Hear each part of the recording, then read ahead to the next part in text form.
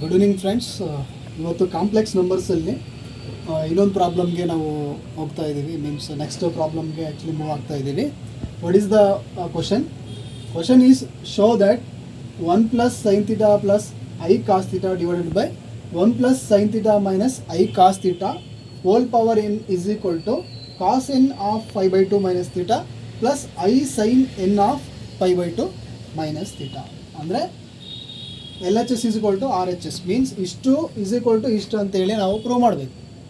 Okay, ಈಗ ನಾವೇನು ಮಾಡಬೇಕು, ಆರ್ ಎಚ್ ಎಸ್ನ ನೋಡಿ.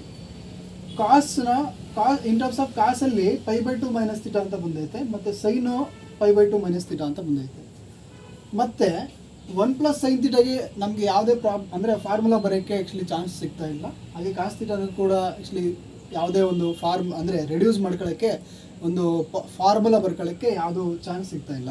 ಅದಕ್ಕೋಸ್ಕರ ನಾನೇನು ಮಾಡ್ತೀನಿ ಅಂತಂದರೆ, ಸೈನ್ನ ಇನ್ ಟರ್ಮ್ಸ್ ಆಫ್ ಕಾಸ್ನ ಇನ್ ಟರ್ಮ್ಸ್ ಆಫ್ ಸೈನಲ್ಲಿ ಅದನ್ನು ಬರ್ಕೋತಾ ಇದ್ದೀನಿ. ಅದನ್ನು ಬರ್ಕೊಳ್ಳೋದ್ರಿಂದ ನಮ್ಗೆ ಏನಾಗುತ್ತೆ ಅಂದರೆ ಇದು ರೆಡ್ಯೂಸ್ ಆಗುತ್ತೆ.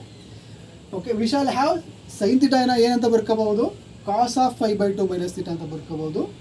Okay, according to actually sine theta and cos theta formula.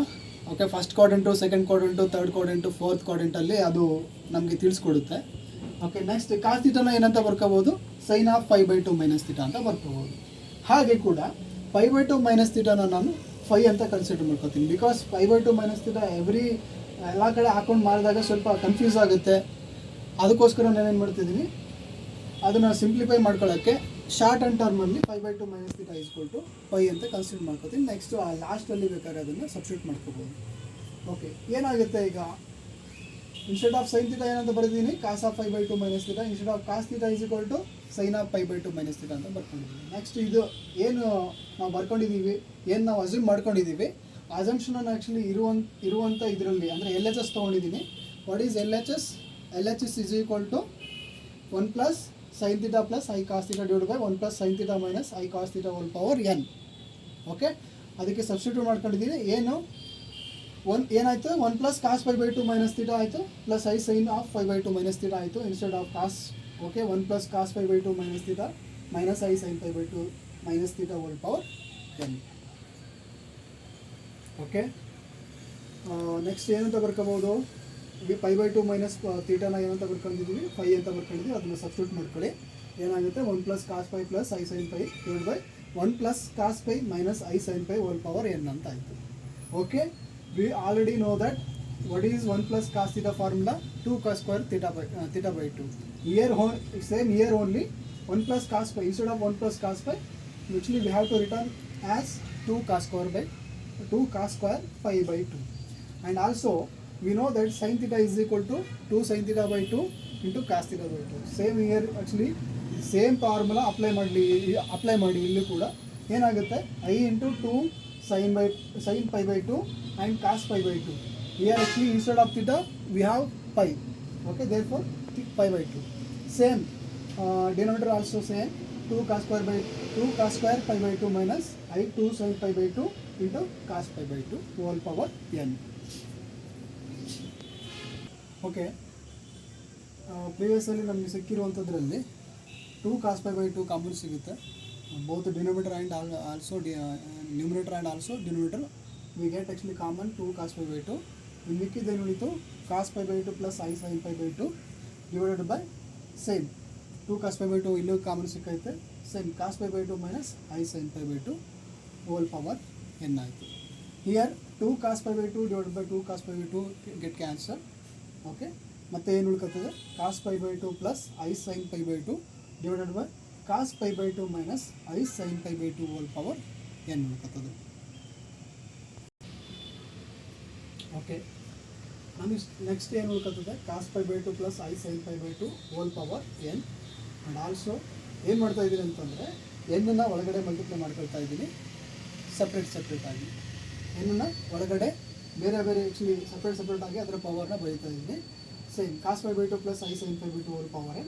Same ಎನ್ನನ್ನು ಈ ಕಡೆ ಡಿನೋಮಿನೇಟರ್ ಕೂಡ ಎನ್ನ ಮಲ್ಟಿಪ್ಲೈ ಮಾಡುತ್ತೆ ಅಂದರೆ ಎನ್ ಆಗ್ತಾ ಇದ್ದೀನಿ, cos π/2 minus I sin π/2 whole power n. Here we have actually minus ಸೈನ್ನ ಆ್ಯಕ್ಚುಲಿ ಇಲ್ಲಿ ನಾನು ಮೈನಸ್ ಸೈನ್ ಆ್ಯಕ್ಚುಲಿ ಹೋಗಬೇಕು ಅಂತಂದರೆ ಅದ್ರ ಪವರ್ಗೆ ಮೈನಸ್ ಬರುತ್ತೆ. ಬಿಕಾಸ್ ಆ್ಯಕ್ಚುಲಿ ಇದು ಏನಂತ ಬರ್ಕೋಬೋದು ಅಂತಂತಂದರೆ, for example I sine pi by ಟೂನ minus I sine pi by ಟೂನ ಆ್ಯಕ್ಚುಲಿ ನಾನು ಪಾಸಿಟಿವ್ ಮಾಡ್ಕೋಬೇಕಂದ್ರೆ ಅದ್ರ ಪವರ್ಗೆ ಮೈನಸ್ ಹಾಕಿದ್ದೀನಿ. ಆಗೇನಾಗುತ್ತೆ ಅಂದರೆ cos pi by two plus I sine pi by two whole power n divide by cos pi by two plus I sine pi by two whole power minus N ಅಂತ ಆಗುತ್ತೆ.